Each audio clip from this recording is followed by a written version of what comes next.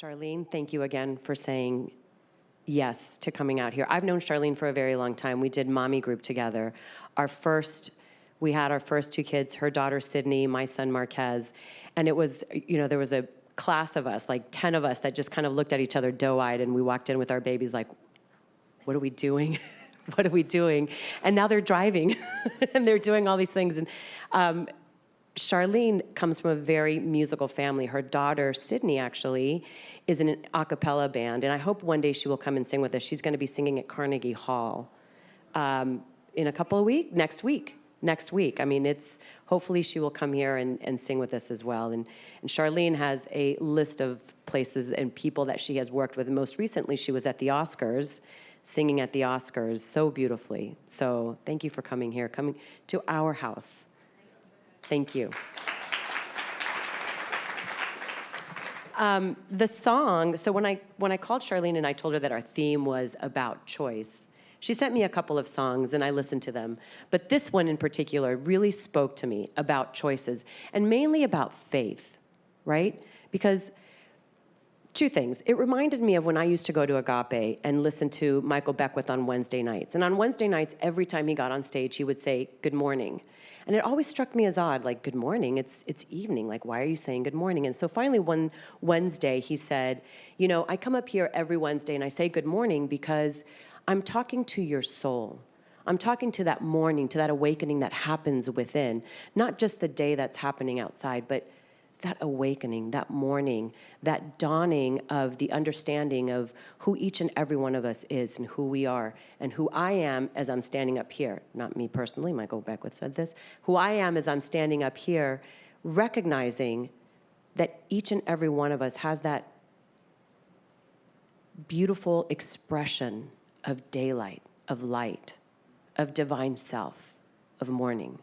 So joy in the morning. It reminded me that every time that we are feeling that special connection, which actually it's not a connection that is never gone. It is always there. It's like the electricity always being there, except that when you turn on the light, that's when actually the light bulb works. That connection that we have to our divine selves is always there.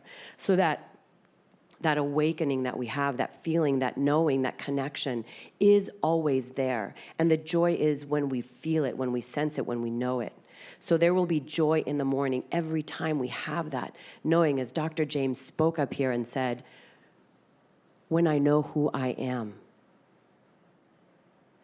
when I know who I am, and when I am standing in love as love, there is that connection of joy in the morning. And the lyrics of the song, they say, she sings, everything happens for a reason, but you don't know what you don't know. Isn't that usually what brings us here? We don't know what we don't know, and yet we want to know more.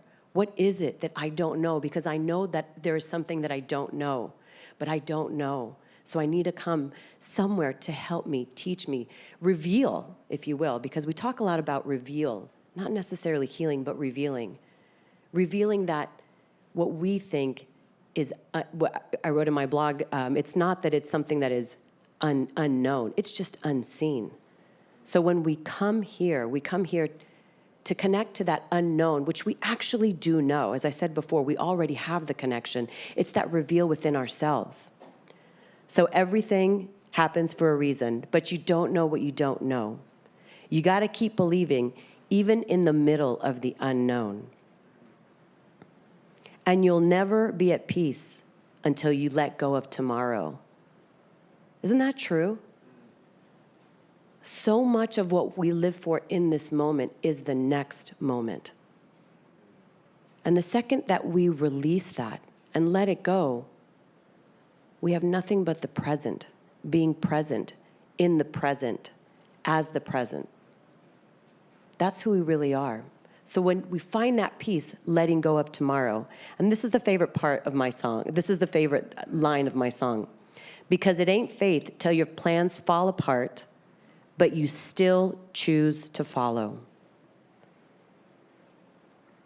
How many times do we give up on something because it's not meant to be. It's falling apart. It's not meant to be. It might be a deep desire. It might be something that we really want to do, but it's sort of falling apart. So maybe that's not right. is that faith?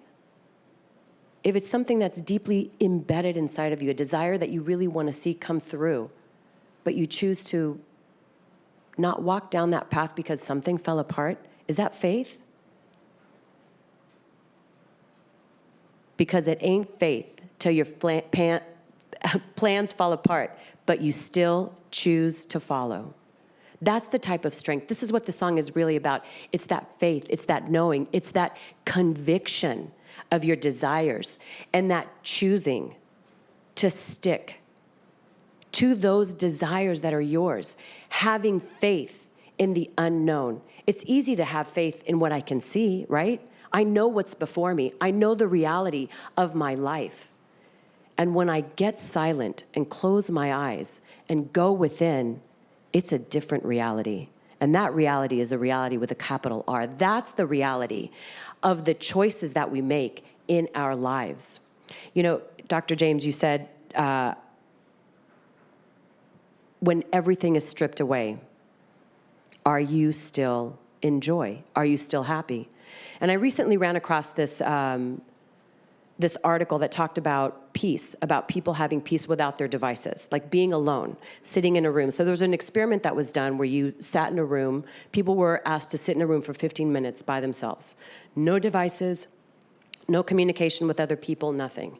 And the only way that they could leave is either the 15 minutes came up or they pressed a button that sent a shock into their system. Believe it or not, most people chose to shock themselves than to sit there for 15 minutes on their own. Isn't that shocking? 15 minutes. I mean, I actually had to try it, but the only reason that I chose not to is because I don't have a shock button to get myself out of 15 minutes. But sitting there for 15 minutes in your own quiet solitude to really be present with yourself, 15 minutes. We're so trained to be on our phones, to talk to other people, to be distracted, right?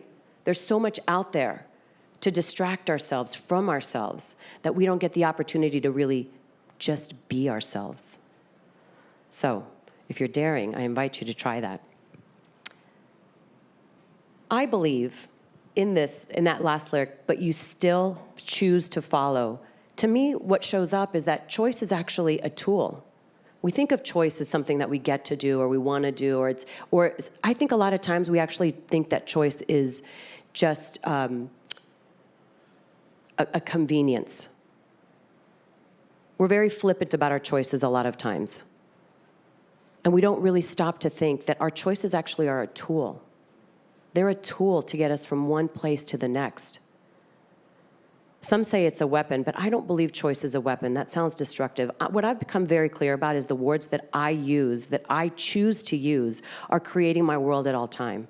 So when I say that choice is a tool, it's a tool to construct a life, to construct a dream, to construct something new that I choose for myself. So Viktor Frankl, who in Man's Search for Meaning says, everything can be taken away from a man but one thing.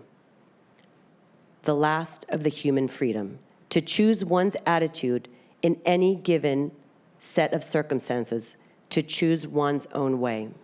Now, Viktor Frankl wrote Man's Search for Meaning right after he was freed from being in a concentration camp for many years, lost his family, lost his immediate family. And the one thing that he chose to do is to stay in the choice of giving to others, because that gave him purpose and meaning. What he discovered in the concentration camps is that choosing meaning, choosing purpose, is what actually kept him alive and others. And there were other choices that could be made. There was a choice that was made to be savage or self-destructive or willing to give up. But for those who chose to be in service, as service, to find meaning in their lives, who actively chose in the middle of their circumstances, came out of it in a different light, in a different way, with a different meaning. And from that, his whole therapy, psychotherapy, and maybe you can agree to this, the logotherapy is all about finding meaning, Audrey. finding meaning in one's life. So I like to think of choice as a tool. And to quote your quote from Ernest Holmes, we cannot live a choiceless life. Every day, every moment, every second, there's a choice. If this was not so, we would not be individuals. Do you have the clicker? Okay, great. I think you have it. Okay, great. Ooh, I've got powers. I love that quote, but I thought I should change it to, we cannot live a choiceless life every day, every moment, every second. There is a choice. If it were not so, we would not be individualized. That's how I see this quote, because we are actually individualized expression of this one source, this one divine God, life, universe, whatever it is that you choose to call it. There is something greater out there, and you are that individualized expression of it. And every day you get to live the choices as this individualized expression, because we cannot live a choiceless life.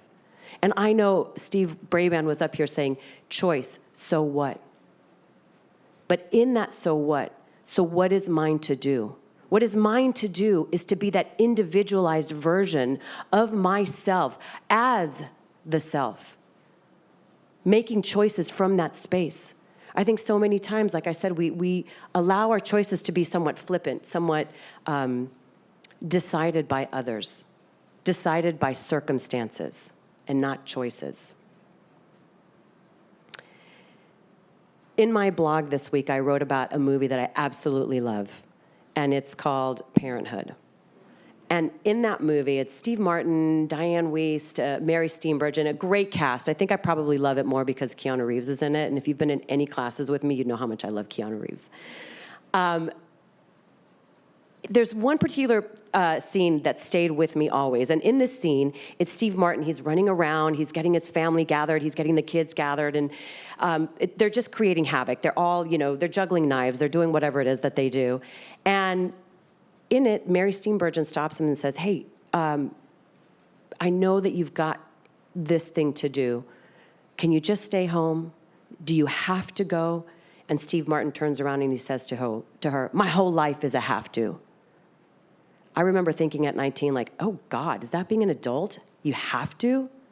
Oh no, I don't want to be adult. I don't want to have to do anything. And then the more I got into this teaching, I realized that it's not a have to, it's a choose to. And I know we hear that often. It's not a have to, it's a choice. You can do whatever it is you want.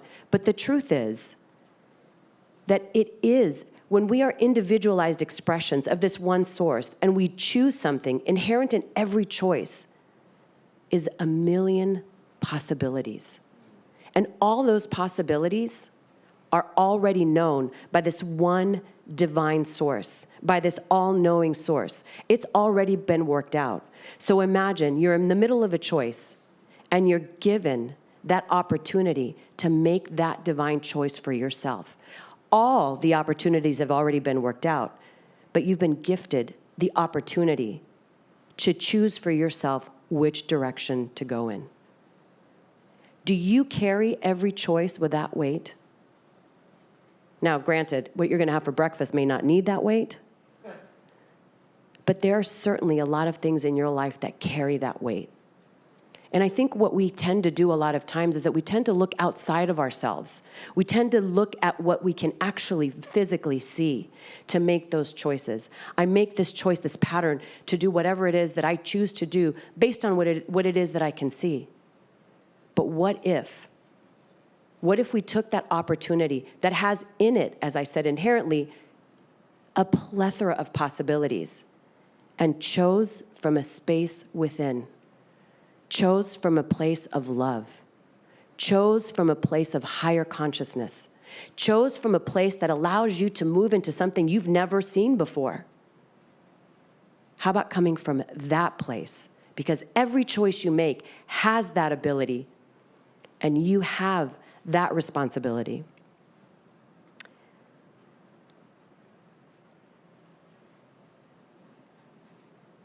This was a quote from my blog that I wrote this week. Attitude is a choice. Happiness is a choice. Optimism is a choice. Kindness is a choice. Giving is a choice. Whatever choice you make makes you. Choose wisely. Every choice that you have made, as Eleanor Roosevelt says, the choices I have made yesterday make me who I am today. Do you believe that your choices do that? Do you have that much faith in the choices that you're making right now to understand that you are creating your future self that you have yet to meet? Do you place that type of weight in all your choices? I know I haven't. And this is the first time as I was doing research on choices and quotes and how much of my choices do I actually make from a place of that knowing, of that being, of my center. I gotta say, I might choose differently from now on, knowing this. The title of my talk today is actually more of a question for you guys. What determines your choices? And really, last week, Dr. Eric was up here talking with James about the difference between choice and choices. And so I think really this slide should say what determines your choice. Because at the end of the day, there is just one choice that you are constantly making. And that's the choice to be you. That's the choice to come from a place of being, not from a place that is bequeathed onto you by others, but a place of being. So what determines your choices? Who determines your choices? Is it your circumstances, or are there actually choices that you are making out there? Dr. Sue Rubin last week when she was here, and I love this. You know, we talk a lot about, in this teaching, in this faith, we talk a lot about what we know, right? Who we are, what we're being, what we are out to create for ourselves. And I love that. I want to create even bigger and better for myself and for my children. But I continue to see it more as, what am I creating? What am I doing? And I love what Dr. Sue Rubin said when she was up here 2 weeks ago, which is essentially, my responsibility is not just mine. I am my brother's keeper as well. It is my opportunity to take the energy that I have and bring it out into the world and use that to change the world that's around me, to change those around me, right? I am responsible for making sure that the energy that is emitted out there into this world is one of love, not just for what it is that I want to create, but I hope to also inspire and create in others what it is that touches them to create something bigger for themselves. Not just because I did it, but because I put out into the world that energy of knowing that each and every one of us is this divine source, is this divine knowing, is this divine love. Making that choice, making that space, making that knowing. I mean, we already know what we know, right? We know that there is just this one divine source that is everything. Whether it's form, whether it's thought, whether it's energy, it is all of it. And we all know that it is exactly who we are. We are that individualized expression. We know that to be true, right? So that we know that. So I almost feel like we're playing that game, two truths and a lie. We know this truth. We know this truth. And what's the lie? Have you guys ever played that game, two truths and a lie?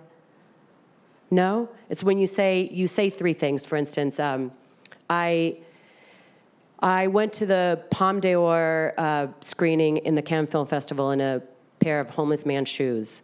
I photobombed Ann Richards and George Bush in a picture. And I punched a shark in the nose when I was swimming in the ocean. So I give you these three things, and you have to figure out which ones are the two truths and which one is the lie. I'm not going to tell you.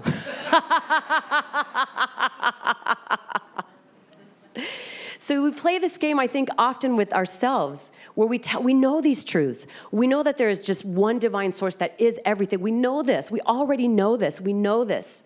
Do we know this? Do we know this? We know this, and we know it's who we are, but do we really feel it and come from that place? Because my question is then, what is the lie that we're telling ourselves to not live the life that we want to live? Because there is no reason, none whatsoever, where any of us aren't living from that place and experiencing for ourselves and for others that life, that beauty, that peace, that joy, all the time. So what determines your choices? And what is the lie that you tell yourself? As I said when Dr. Sue Rubin was here, she talked about how it is our responsibility to be our brother's keeper, to bring our energy out from a place, no matter how it's received. It's not about how it's received, it's how we give it out, who we are in this world, how we come across. So last week, and Charlene was at the Oscars last week singing so beautifully. Last week I was watching the Oscars. To me, it's like my Super Bowl. And it is. And you know, there's always something fun happening. There's great outfits, and there's something crazy happening like last year. There's just always something fun, in my opinion, to watch. Amazing movies. But the thing that happened last week was probably one of the most important things that I ever saw at the Oscars. And I think it was very metaphysical. So Jimmy Kimmel comes down and he asks Malala Yousafzai, she's, you know, the Nobel Prize laureate, the youngest. I mean, she's done her advocacy work and education for women is above and beyond. I mean, she is just an amazing human being at a very young age, really fighting and choosing her life the way she chooses to live. And so he comes downstairs and he's rattling off all the things that she's done, and he says to her, then he's like, so America wants to know, did Chris Pine spit on Neil Horn or Harry Styles? And everyone starts to laugh, and she just looks up at him. Now, mind you, this is her very first Oscar. This is the very first time that she's been here. And she looks up at him while everyone's just thinking it's the funniest question, and she says, I only speak peace. I only talk about peace. Without skipping a beat, being in a place that she's never been before, unfamiliar with her surroundings, but staying true to the choice that she has made in her life to only speak peace. Do you have that type of conviction in your life, in your world, that no matter where you are, where you're seated, who you're around, what's coming your way, that you can stay so grounded in what it is that you believe that it rolls off your tongue with such beauty, so effortlessly, and with so much love? That's the type of choices that I want to be making today. The type that no matter what, I stand in my truth, knowing who I am, choosing love all the time, and coming from that place. And I hope that you all make the same choice too. Namaste.